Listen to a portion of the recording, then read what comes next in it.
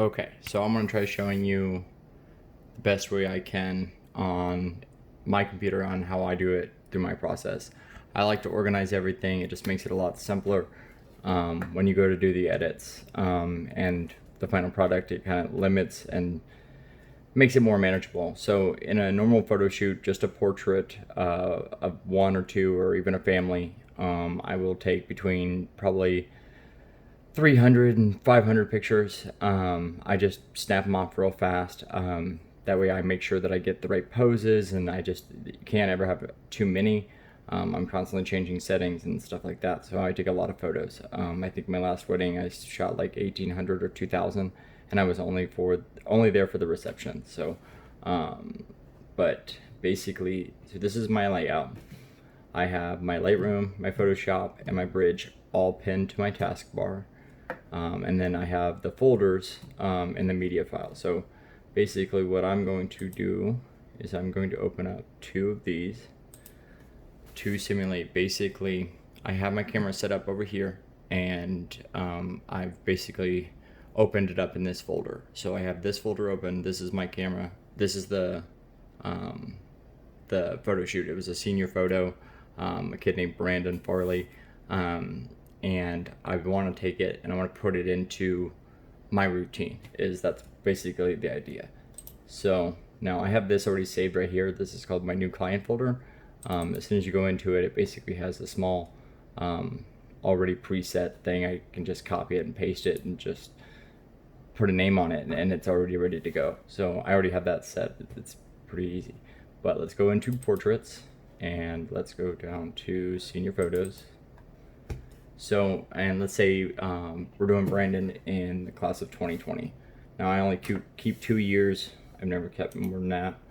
I just don't have the space, and I don't want to keep buying hard drives. So,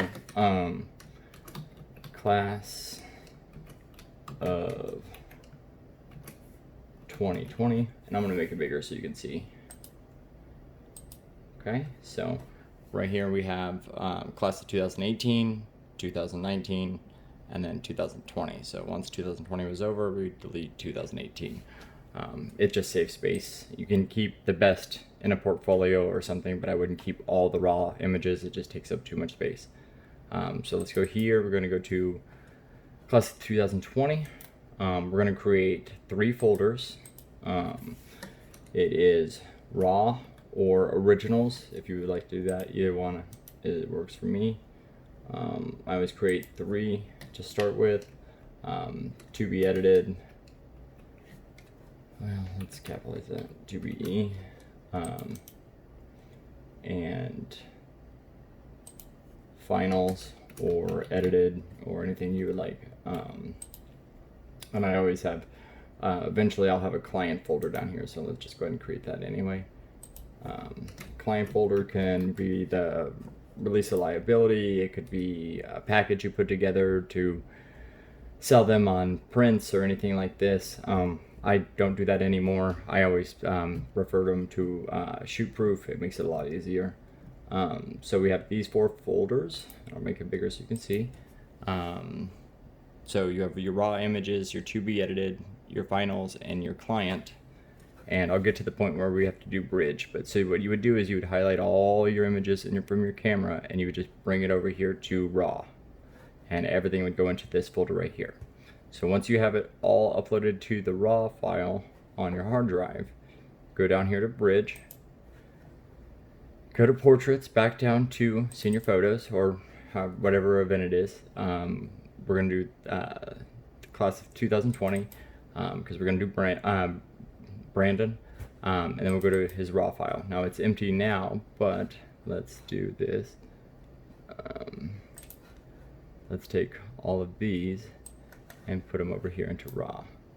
So it's empty now, but as soon as we do that, we now have a whole bunch of images. So everything that you put on from the camera onto the raw folder would be right here. What I do, hopefully that's not too bright. Yeah, I think it's a little bright. Anyway, so I would take the photos and I would basically click on the ones I liked, and then I would click the star. For every photo that I liked, I would do this, and we'll go through a couple of them. Really like that one, so we're going to click on it. Make sure the star goes. Out of focus, out of focus. Kind of like that one. I'll put a star on that. Go through a couple more. And I kind of like that one.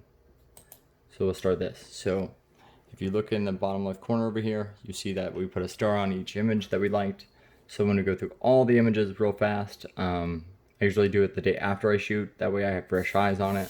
But then you basically, at the very end, you go down to show one or more stars. Click on this and then shrink it down. And you'll see everything that we've clicked a star onto. So that way we have all these. And then we highlight these, every one of them that you had.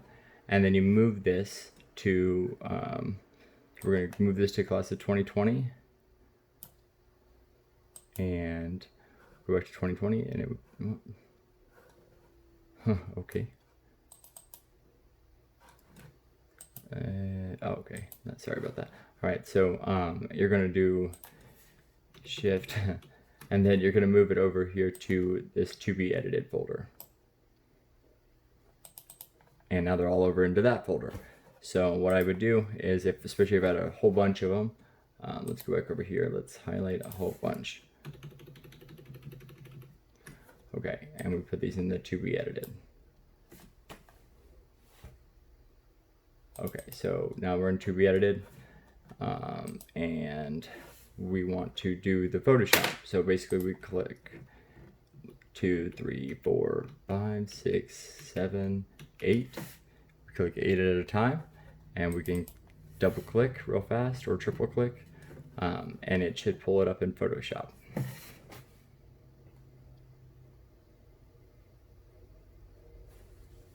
Sorry if I'm going too fast.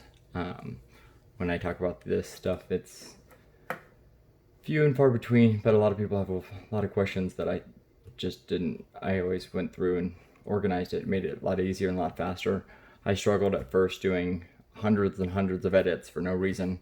They only chose like 10 photos or 20 photos, so I started learning how to minimize edits. I might edit 60 or 70 photos that I really enjoy, and part of them would be for my portfolio, but I won't stress about too many photos.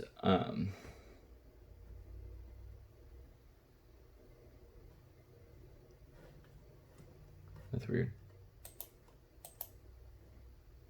It's because I reset everything. That's funny.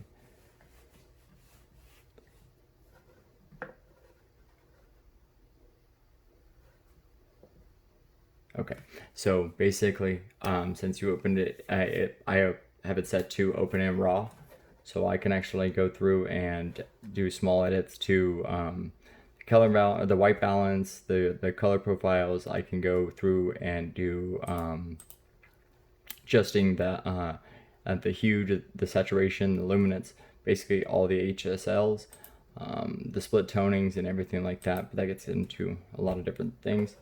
If you want to select more than one, you would hit select all, hold control, and you can delete a couple of them that you didn't want, and then edit these. And anything that you do to one does to all of the ones that you have over here.